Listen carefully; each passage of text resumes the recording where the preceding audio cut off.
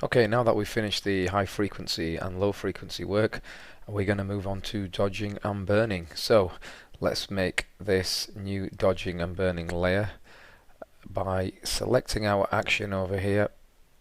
And to start off with, we actually have two types of dodging and burning. We have local dodging and burning, which is taking care of lots of little dark areas or light areas, little imperfections around the face and so forth. And then we have global dodging and burning, which is more about contouring and kind of sculpting the face to give it a more three-dimensional look. So we're going to start off with local dodging and burning. So we'll select this. Now if we open up the folder, we can see what we have in terms of our layers. And let's go through these. We have a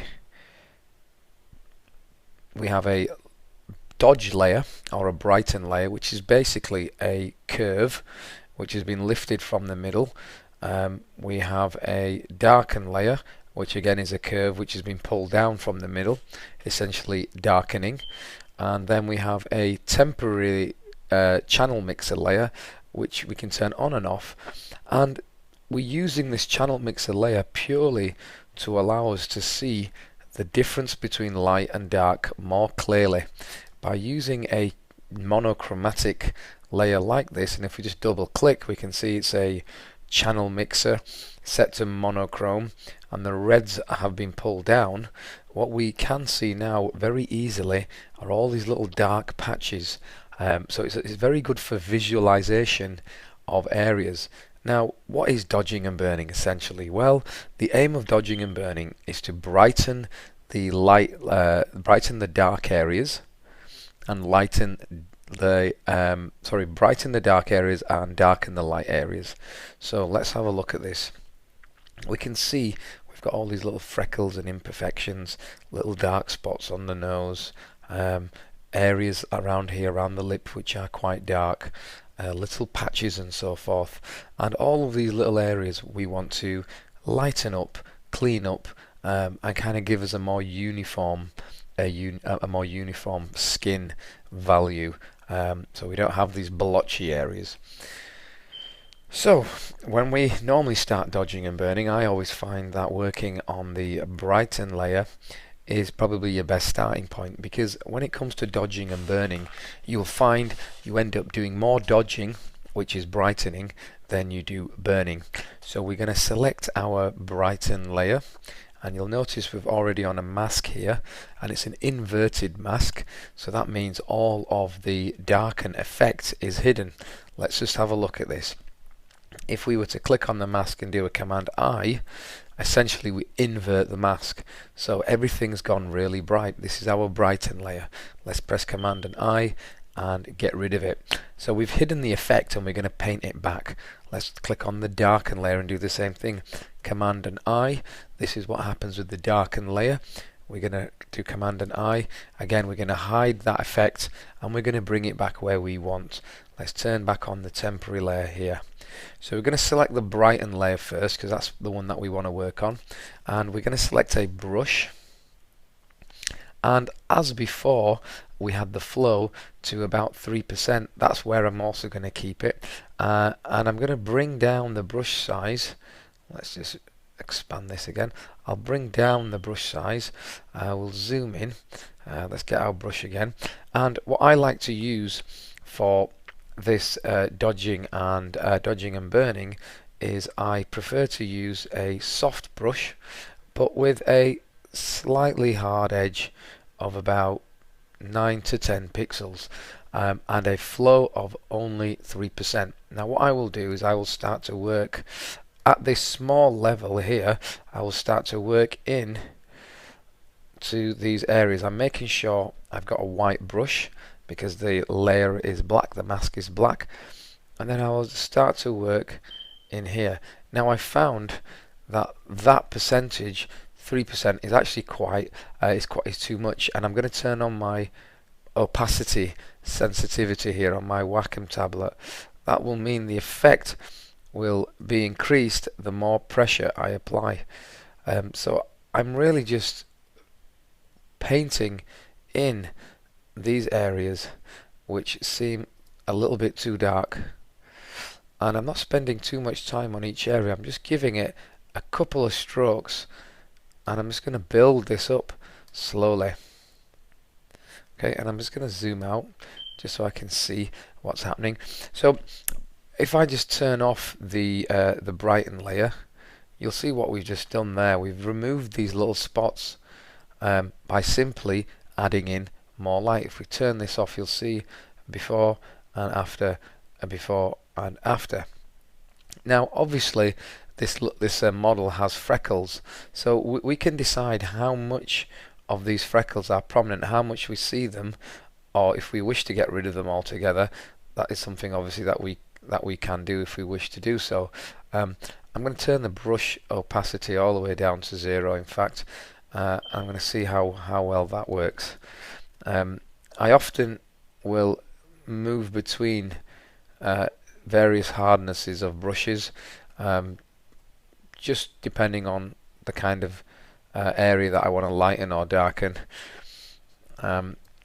So I'm just going to move around, and we can see in this area here we've got these really dark patches which, if we turn off this layer, we don't see them as well, but we do see them when we turn on the visibility of that black and white red. So remember that layer is purely there just for a visualization tool, so we can kind of see the areas a little bit more easily without being distracted by color that we might want to work on.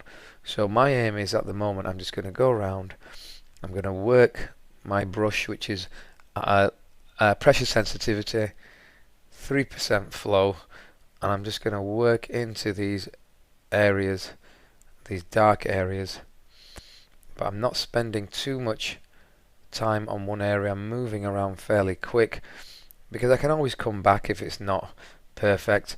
I like to go through everything, give it a little once over, and then come back again at a later stage and add a little bit more to it. So I'm just working in these areas here just to try and even out some of these patches. Come in here, we can see we've got quite some dark areas under here. I'll just fill these with this light. Essentially we're actually painting in light into areas of dark, because obviously when a dark area meets a light area, that's when we create form, and in this case quite a lot of skin texture, which we want to keep, but we just want to reduce the kind of the harshness of some of these areas, and kind of like the blotchiness of some of these skin areas. Now if we just turn this off and on, you can actually see how much we've done in quite a short space of time. So on, off, on, off. Let's just come out a little bit,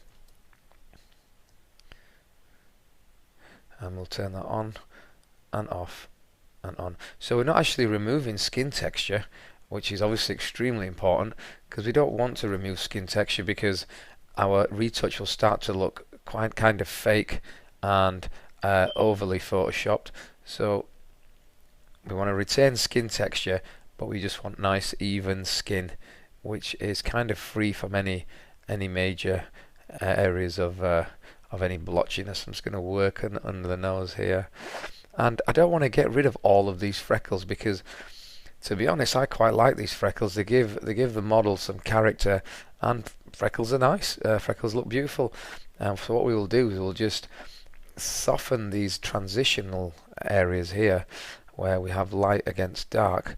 But by all means, I'm definitely not going to remove all of these freckles. You can see this little dark section here. Just going to work into this area and just kind of even out that. Maybe just work on some of these. So this dodging and burning, this is obviously a time-consuming part, but again, it's one of those things that you really need to give some time to, because you only get better at dodging and burning by simply doing. And just like with all retouching, you have to give it some time. If obviously you're a photographer, you practice your art, you work with lighting, you photograph models, etc., and you're giving yourself time to perfect or to improve your art or your craft. It's exactly the same when it comes to retouching. You have to give yourself the time, dedicate the time to this in order for you to improve. I'm just going to zoom in a little bit here, and I'm just going to work in a little bit more in these areas. Now notice I'm not at this level, because at this level it's very difficult to see kind of like an overall appearance. So my suggestion is don't work at such a small level. And what you can also do is we can go to Window. Let's go to Arrange and click on New Window for Beauty Video File. So now we have two windows actually open. I will close this old file down from before, and if we go to Window, Arrange, Tile, now we can see what we have here. We have our same image opened up, and we'll just zoom into this like this, and then we have the exact same image here. So we can see two views. We can see an overall view of what's happening, and we've also got our zoomed in view, which allows us to work and also see our results in real time without having to zoom in and out too much. And this is just a little kind of tip, and it can be quite helpful to do this. It just allows you to just glance over to the side and just make sure that what you're doing is looking okay. So I'll just continue to work in here, and just fix areas that need fixing.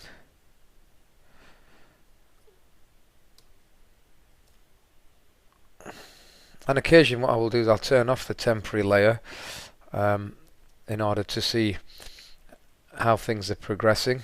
So I'll turn off, on, off, on. It's important we do that so we don't end up overdoing anything. Come back in here, continue to work in with my white brush, which is at the moment it's set to 4%. I'm going to turn it back to 0.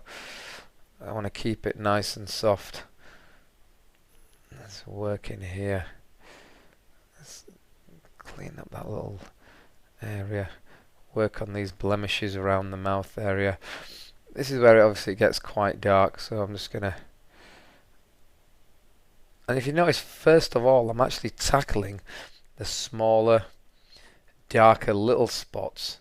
This is the way I dodge and burn. Is I start with the smaller areas, and then I'll work with bigger brush strokes and kind of tackle larger areas. But in the first instance, I'm going to start with these darker spots, and I'll work with those first. Let's close that. Got a message coming in. Let's work in here. And I'm always just glancing over to the right, just to keep an eye on how things are progressing. And I'm looking for things that are really just standing out. These really dark spots that just kind of jump out at me, which have obviously been exaggerated by our temporary layer here. But again, that temporary layer I find is so important. It really does help to look at that, but it's also important to turn it off occasionally, and just to make sure that again you're not overdoing it. So this is looking really nice.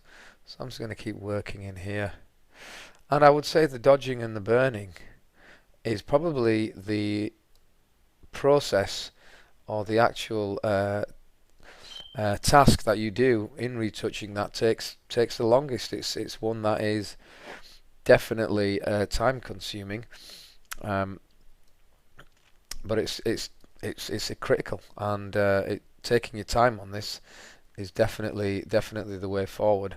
This is definitely not something you should just rush and try and get through as quick as you can. I would take my time with the dodging and burning, and if you have time, I would dodge for maybe half an hour, and then I would leave the image and then come back to it again with fresh eyes, and then have another look, because it's very easy to overdo something and start to miss something. So I'm just going to work now under here, under the eye bags. I'm just going to kind of just lighten up some of these areas here, just come in there. Of course, I don't want to remove all of the shadowing under the eyes, because that is not how the eye would look in naturally. That will look strange. So we want to make sure I'm just looking at this patchy area here, so I just want to see what that is. So we've got these little blemishes in here, so let's work in here. I'm just going to zoom in a little bit more, get my brush again, and just kind of add a little bit of light into this area. And what's nice about flow as opposed to opacity is, as long as I keep my tablet on the my stylus on the tablet and keep that pressure on, I will continue to get like this trickling flow of 3% of this 100%, as long as I have it on there, and I can just move it backwards and forwards, and it will just build up the effect nice and gradually. So I always tend to work with flow. Opacity I generally tend to leave at 100% all the time. It's flow that is important, and I tend to leave that as it is. Okay.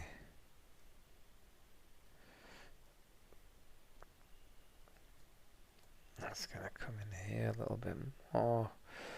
I'll just work a little bit into here to this top area. Let's turn that on and off. Yep, that looks quite good. Let's zoom back out again. Let's have another look. What else have we got? Okay, now looking over to this side, I can see these dark spots a little bit easier, and then I can recognize them over here, and I'll just start to fix those a little bit. Again, I don't want to remove all the freckles on the nose, but I kind of want to create a little bit more of an evenness. Let's come in here. We can see we've got this dark area in there, so I just want to match that to the surrounding areas, just so everything's a little bit more even within there.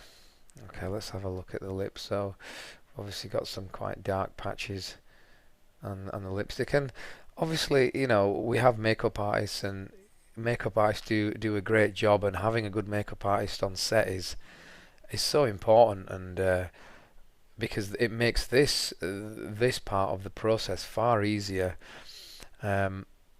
if you have good makeup and good coverage.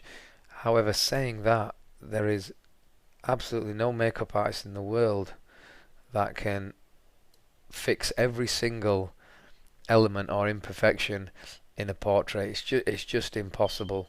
No matter how good the model is in terms of the way her skin is, no matter how good the makeup is, there is always going to be a need, for retouching.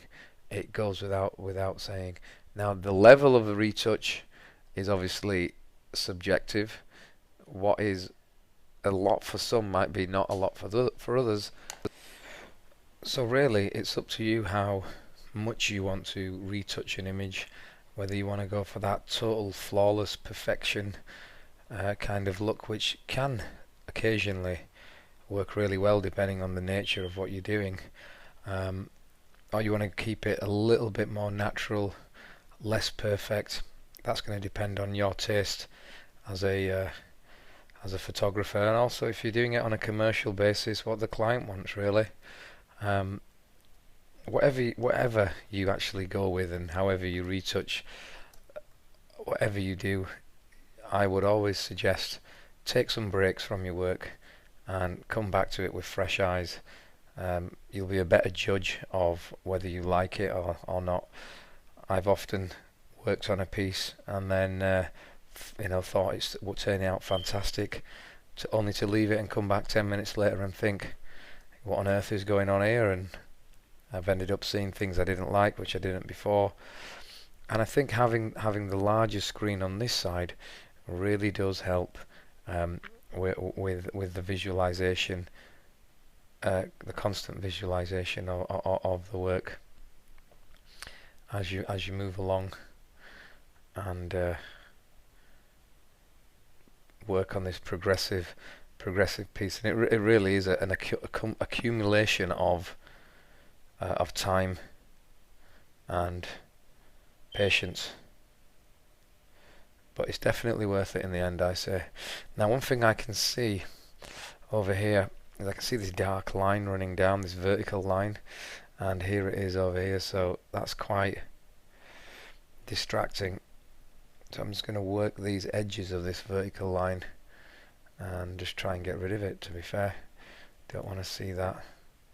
And I keep my finger around the Command Z key, even though I've not used it other than maybe once or twice, just in case I overdo something and I don't like it. I can very quickly just rectify that without much problem. Okay, I'm just going to work some of these dark spots in here as well.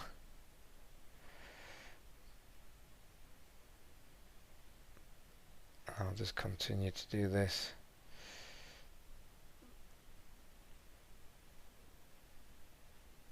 But again, I mean, this model has got quite a lot of freckles, which I love. I mean, you remove all the freckles from a model who has freckles automatically, I think something doesn't look right. And freckles just give the character, and it's really nice to see nice even skin with nice even freckles. I think you're onto a winner there. So this is a really good image to work with. And you can obviously balance out how much of the freckles you want to see and how strong they are, and whether you like them or not, it's entirely up to you. So this photograph, a little bit about this photograph as we're working through this. This is a model who I worked with for the first time. And it was really, the makeup artist, a lady called Karen, reached out to me and said that she wants to do some beauty work. And I've worked with Karen loads of times in the past, both professionally on commercial jobs and for more personal project work. And Karen wanted to do some beauty work, and she reached out to me with this model that she found on the local talent agency, and we went about planning a photo shoot with her, and came up with a concept and kind of ran with it from there. And the actual selection of the lighting and how we envisaged the image, and nice, kind of bright and clean and nothing too crazy and high contrast, and so the retouching really should complement the nature of the concept and kind of like the style and the character of the image. I think the last thing you want to do is shoot an image which is in its nature quite fresh and bright, and then in the retouch kind of, and it does occasionally happen, but in the retouch go total opposite. So I'm just trying to complement the good makeup that's already been applied by Karen, and the good skin that this model has, and really just work with that, and try and avoid over retouching the image and making it really too heavily processed. So let's just have another look. I'm just going to come back up here again. So as you see, I'm often coming back to areas that I've worked on earlier, which allows me to build up the effects a little bit more progressively. Let's have a look overall.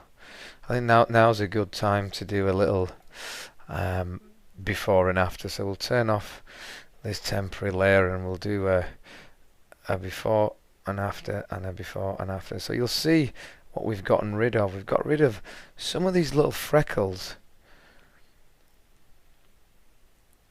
and some of these little dark spots, but we've still maintained all of the beautiful skin texture that we've already got. So that is, and if we just hold down the Alt key and click on the brighten layer, here you can see all of the little marks that we've made on this mask, so all of the areas that we've worked on. So that's great. I'm really quite happy with that. And I think the next stage is I'm going to come down here to the neck area.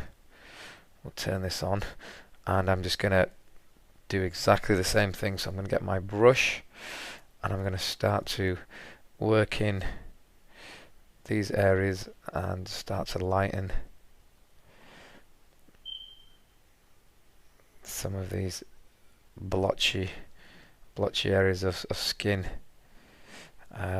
these patchy areas here, which kind of show up as quite prominently in the image.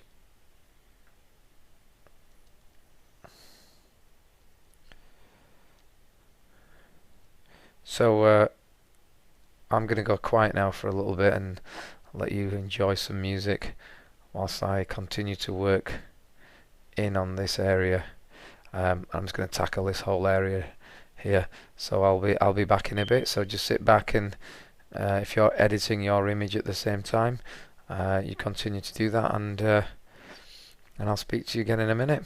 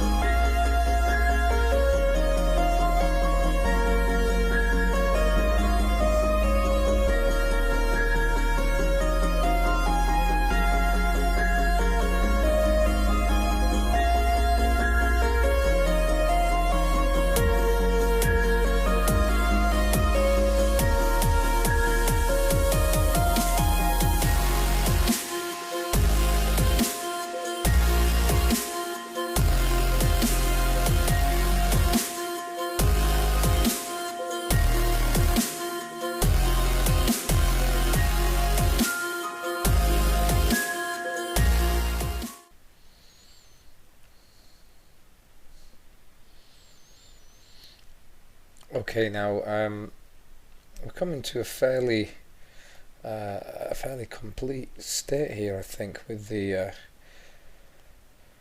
dodging here in particular on the neck and shoulder region. It's looking quite good. I'm just going to turn off the temporary layer. I'm just going to zoom out and let's see what we've got here.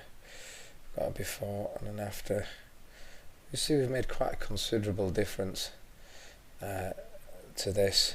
A couple of problem areas I can highlight is these bright spots here, which really we can't actually see very well right now, but they are quite prominent. So that's going to be a really quick fix. I think I'm just going to come onto the high frequency layer that we have underneath. I will maybe sample this area of skin and just work over that, and it's gone. And I'm just going to do the same with a couple of other little blemishes that now seem to be more prominent than they were before. I'll also stick on my lower frequency and maybe just clean up some of those. That's too strong. Let's come back to our brighten layer with our brush, and let's just work some light into that, and maybe up here. This definitely is a texture issue, so let's just obliterate that by using the high pass layer. So although we've already done the high pass and the low pass, it's not something we abandon, because undoubtedly we're going to come back and see some things that we might have missed before. Now I'm fairly happy with that on the neck region. I think I've kind of cleaned up most of the really obvious areas. Next stage for me is going to be using again the brighten layer, but actually creating a larger brush now. And what I'm doing is I am going to start working on some of these larger transitional areas. But again, we're going to start on the face first. So what do I mean by that? Well, initially we were going in quite close, and now I want to get a little bit wider, and I want to kind of work areas where it still seems a bit dark, but not on a smaller pixel level. We're looking at more on a larger global level, and I'm just going to brush in some areas of light. So you can see this whole patch here. So I'm just going to brush in over the top there and just lighten larger areas collectively.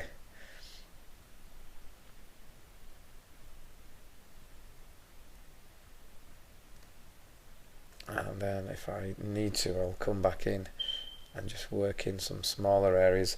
But at this point I'm kind of looking for slightly bigger areas in here, this quite dark area in there, so I'll just brush in and so forth. So if I again turn that on and off, you can see what's going on. This area in here, it's kind of fairly patchy there. You can see I've got this light patch there. Let's come into the darken layer, and let's just do the same as we did with the lighten layer, but let's work some of the darker area in there and just darken that off as well. And we can see it needs a little bit in there as well. So dodging, obviously, lightening and burning, darkening. Let's come back to our brighten layer and let's work in some of these areas, the larger areas, a slightly larger brush. Pull back a little bit and work into some of these areas here. And again, I'm looking at like a little bit like frequency separation. I'm looking at where dark goes to light, and that transition, I want that to be smooth. I don't want it to be an abrupt change of dark to light, of values. I want that to be quite gradual. So it really is, it's the edges where the transition begins that we're applying our attention on. Okay, let's come out a little bit. Let's see what we're working here with. Okay, as you can see, we've got like a little patchiness around here of light. Let's come into the darken layer. Let's come down a little bit in size. Let's just try and see if we can reduce some of that.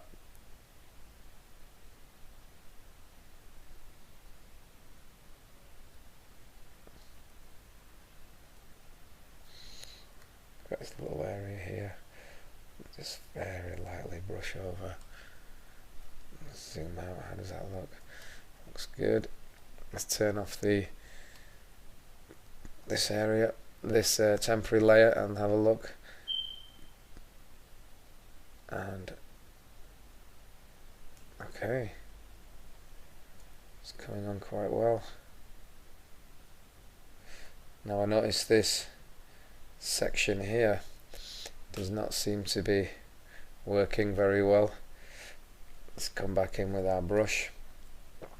Let's sort out that vertical line. It seems like the vertical line started a little bit higher up than we initially thought, and again it's kind of running down here, so I'm going to get rid of that. We shouldn't be able to see any kind of lines, especially running vertically down the face. That might be just from where foundation has been applied and it just wasn't perfectly evened out, but yeah, of course in Photoshop we can sort that out. Alright, now what I'm going to do is I'm going to leave off the temporary layer, because what tends to happen is after a while, when we start to get to quite a finished result, we will find that the temporary layer can actually be a little bit misleading, in the sense that we start to miss things that we actually see in colour. So now I'm just going to fix those things that I see, little blemishes here and there, which I notice now in colour more than I do black and white.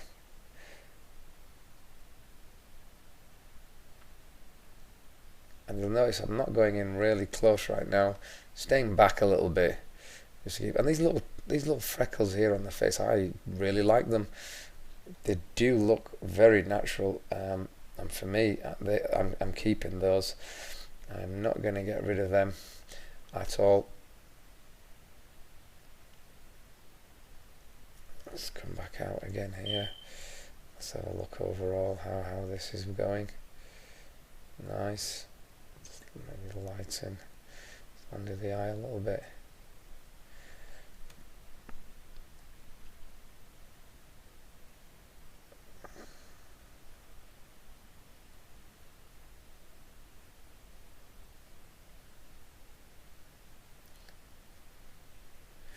Okay, let's just see what we have. I like to do this now and again, is just turn everything off and turn everything on again, and really zone in and see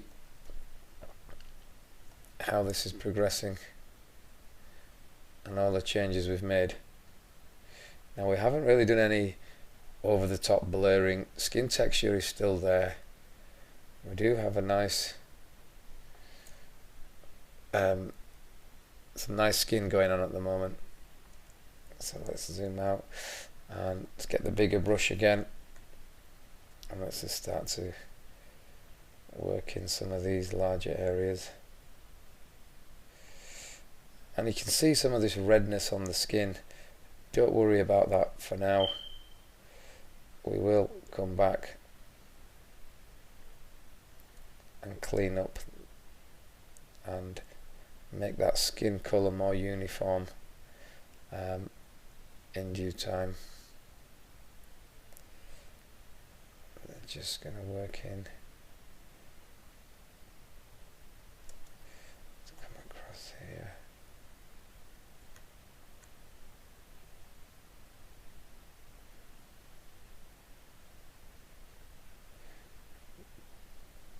Okay, I'm just cleaning up some of these edges, these transition points.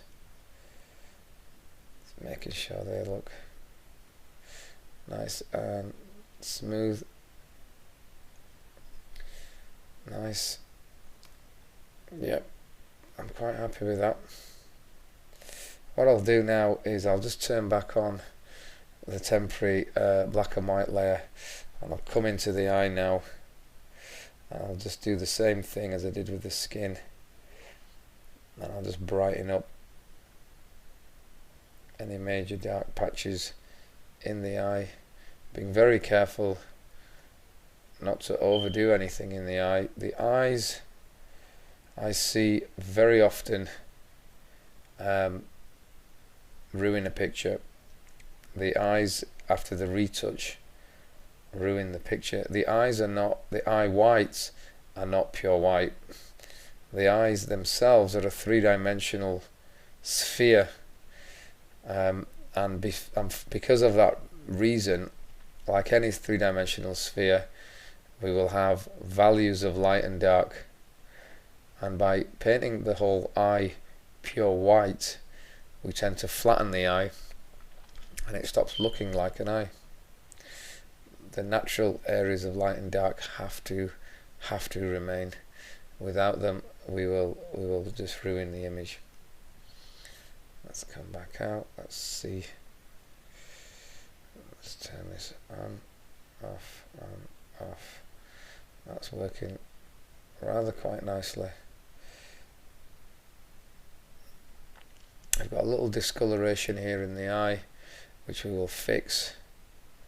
But overall, I think that's probably as far as I want to go right now with the dodging and the burning. I'm still not perfectly happy with this area. Just around here, around the mouth area, it looks a little bit muddy to me. So I'm just going to come in here, work in this section and just lighten off some of these darker tones. Seems to be getting a little bit blotchy in that area. And then I'll also use a slightly bigger brush.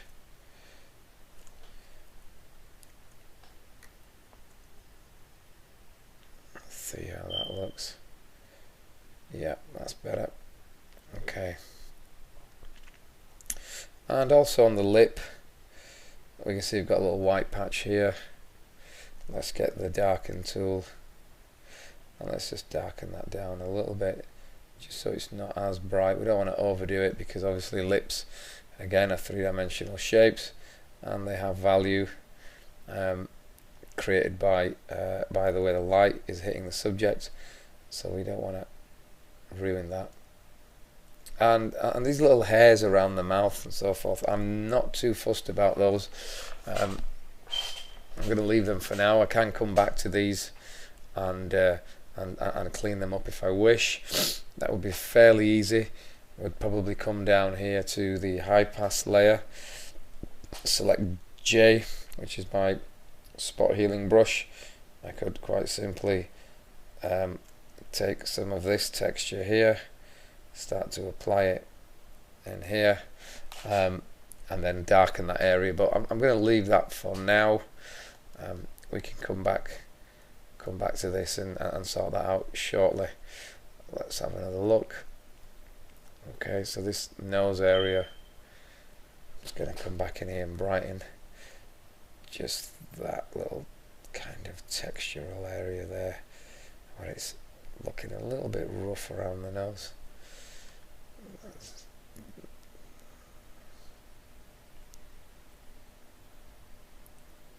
Better. Okay, let's see what we've got. So this is before and after the dodge and burn. Let's have a look at our brighten layer. There we go.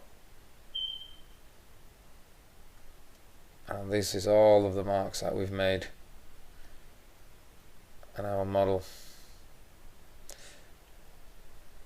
Okay, now what I'll do before I go on to the next step, I will make a merged all visible layer, which is the finished dodging and burning